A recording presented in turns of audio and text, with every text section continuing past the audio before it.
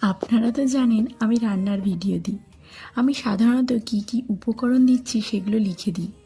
কিন্তু কালকে কাকিমা ফোন করে বলল, তুই যে রান্নার ভিডিও দিস আমি তো অনেক সময় বুঝতেই পারি না কি কি দিচ্ছিস। তখন ভাবলাম সত্যিই তো, কাকিমা যেমন বুঝতে পারছেন না, আমার এমন অনেক ভিউয়ার্স আছে হয়তো তারাও বুঝতে পারছেন না।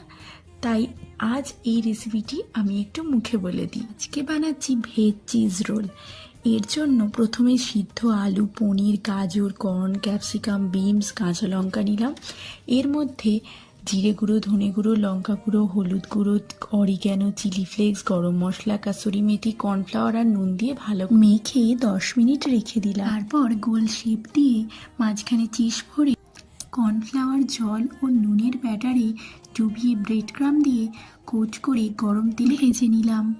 ব্যাস তৈরি হয়ে গেল আমার গরম গরম ভেজ চিজ রোল। বাইরে একদম ক্রিস্পি আর ভিতরে মজাদার চিজ ফিলিং। অবশ্যই একবার বানিয়ে আমাকে জানাতে